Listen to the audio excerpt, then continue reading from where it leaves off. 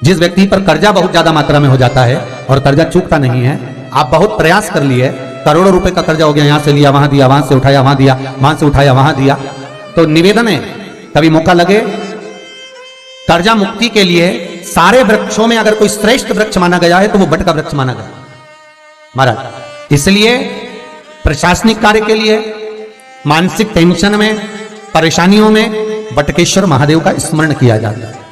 और यदि निवेदन करूंगा बहुत ज्यादा, यदि आपको कर्जा हो गया, बहुत ज्यादा कर्जा हो गया और वो कर्जा चूक ही नहीं रहा, तो थोड़े दिन बड़ के पेड़ के नीचे आप बटकेश्वर महादेव के लिए 1 लोटा पानी, उसमें थोड़ा सा पिसा हुआ चावल पीस के गला लेना चावल को और पीस लेना, पीस के उस पानी में मिला लेना और मिलाकर उसमें थोड़ी सी हल्दी पीसी हुई डालकर बटकेश्वर महादेव के नाम से बड़ के पेड़ के नीचे अपनी कामना कर जो कर्जा हुआ है उस कर्जे का भान देते हुए, स्मरण देते हुए छोड़ दीजिए।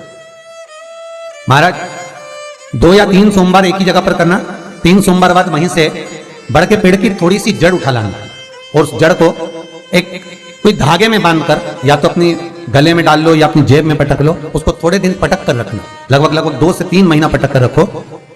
वो जड़ जैसे बड़ का पेड़ विस्तार होता है, पानी गिरे ना गिरे, जल वृष्टि हो ना हो, गर्मी पड़े ना पड़े, उसको कोई फर्क नहीं पड़ता, बड़ का वृक्ष आप रूप फैलता जाता है, उसकी जड़ें अपने आप प्रबल होती है। उसी तरह ये बटकेश्वर महादेव कहीं से भी अगर जड़ आपके पास में रखी है 1 महीना 2 महीना 3 महीना तक, तो ये जड़ अपने आप लक्ष्मी को पकड़कर खींच कर लाती है और कर्जे से मुक्त कर दे।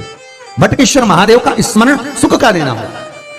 महाराज ऐसा कोई कार्य नहीं जिसमें पशुपति व्रत लाभ ना करो, बस दिल से अगर आपने पशुपति व्रत करा है, बाबा विश्वनाथ के 5 पशुपति व्रत होते हैं, किसी भी सोमवार से चालू कर सकते हैं। बस करना क्या है, सुबह पूजन की थाली लगाकर लेकर जाना है, शंकर भगवान के शिवलिंग की पूजन करना है, मंदिर में अभिषेक पूजन करो, वो थाली वापिस लेकर आ जाओ, घर में रख दो।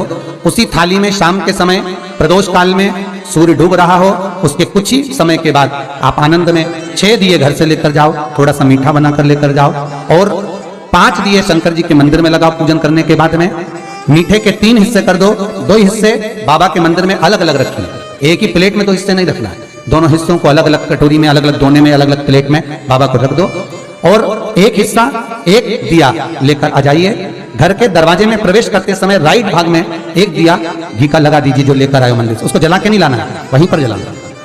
दरवाजे के पास आराम से बैठो, दिया जलाओ और प्रसाद लेकर अपनी कामना कर कर घर के अंदर सीधा पांव रखकर अंदर चले जाओ। सवेरे फरियाल करो, शाम को भोजन करो। जब भोजन करो उस समय पर जो मीठे का आपने भोग लगाया था भोलेनाथ जी को, जिसका एक हिस्सा लेकर आए हो, सबसे पहले भोजन में वो हिस्सा खा। प्रसाद का जो हिस्सा लेकर आए हो उसमें से किसी को वो हिस्से में से प्रसाद नहीं देना, चाहे घर में बच्चे हों चाहे बड़े हों। आपको ज्यादा प्रसाद ले जाना तो अलग से ले जाओ, पर उस हिस्से में से किसी को प्रसाद ना देना और वो प्रसाद पहले पाकर फिर आप भोजन प्रसादी ग्रहण करें। पर इसका नियम यह है कि प्रसाद जब आप लेकर आते हैं, आपको पहले भी कथा में कहा कि शंकर का प्रसाद रात भर नहीं रखा था। जितनी जल्दी आप प्रसाद का हिस्सा लेकर आए हैं, आधे घंटे के अंदर, पौन घंटे के अंदर आपको वो प्रसाद पाना है और भोजन करना ही है। ये नहीं कि सब आएंगे, इंतजार कर रहे हो, 10 बज गई 11 बज गई, प्रसाद आपका इंतजार कर रहा है। जो प्रसाद है वो आपकी प्रतीक्षा कर रहा है, आपकी बाट जो रहा, आपका इंतजार कर रहा है। ये नहीं होना चाहिए। महाराज कितना सुंदर कहा है शास्त्रों में कि केवल एक देव अधिदेव महादेव एक ऐसे होते हैं जिनका प्रसाद रात भर नहीं रखा था। कहां से लिया है? प्रसाद लाकर ताजा रहता है जब तक आप पाते हैं, फिर वो फ्रिज में रख देते हैं। फ्रिज में रखा रखा किसी ने खाया नहीं खाया, जितने समय तक फ्रिज में प्रसाद रखा रहता है वो इंतजार करता है कि कोई मुझे प्रसाद भक्षण करे। प्रसाद का मतलब होता है प्रभु का साक्षात दर्शन। प्रसाद का मतलब ये प्रसाद, प्रभु का साक्षात दर्शन।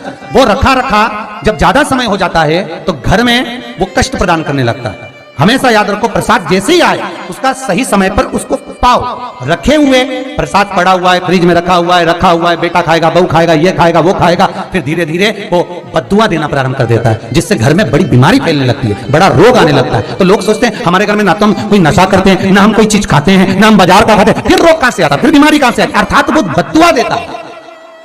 उसका प्रयोग करो, समय पर करो, समय पर पाओ, कई लोग कहते महाराज जी हमारे ये बीमारी कहां से आ गई, जरा पत्रिका में तो कोई बीमारी नहीं दिख रही, हमने तो सबसे पूछा ये बीमारी का योग ही नहीं है, फिर बीमारी कहां से आई, ना तो हम कोई व्यसन करते, ना कोई मद्यपान करते, ना कोई मांसाहार, फिर ये बीमारी कहां? उसका कारण है कि तुम उस प्रसाद का लाकर महीनों तक पड़ा हुआ इंतजार कर रहे हो, खाएंगे खाएंगे, आखिरी में फिर वो काम वाली को दे दिया। काम वाली इतनी चतुर आज के जमाने की, बासी माल खाएंगे पटक गई, कौन था पड़ा वो बददुआ। जितना आपको पाना है, जितना आपको लेना है, उतना प्रयोग करो। ज्यादा रखकर बहुत दिनों तक पड़ा है, खोर रखी है, मोहन थाल रखा है, लड्डू रखा है, पेड़ा रखा है, कुछ सामान रखा, नहीं नहीं भाई, जितना बने उतना लाओ, नहीं तो किसी को तुरंत बांट दो, समापन करो। पर अपने यहाँ पर बहुत दिन तक रखकर उसका बाबा स्वयं, मेरा श्री जी बाबा, मेरे तिरुपति बाबा, मेरा गोवर्धन नाथ, मेरा भोलेनाथ, उस प्रसाद के रूप में तुम्हारे घर में कितने दिन इंतजार करे कि मैं तेरे भीतर प्रवेश करूं, पर तू कराए नहीं, पड़ा है, रखा रहने दो, मन नहीं करता। शक्तियों जैसा कर्म मत करो जिससे हमें कष्ट मिले। कई लोग कहते हैं हमने पशुपति व्रत करा, हमारा बहुत काम हुआ, कई लोग कहते हैं हमने करा पर हमको अभी तक, उसका कारण है कि तुम बहुत देर तक प्रसाद को इंतजार करा रहे हो, तो बाबा भी आपको इंतजार करा रहा है, मेरा विश्वनाथ भी इंतजार कर रहा है। उस समय अवधि का भान होना चाहिए।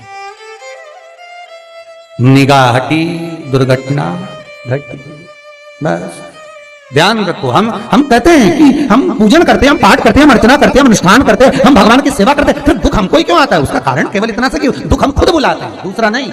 हम स्वतः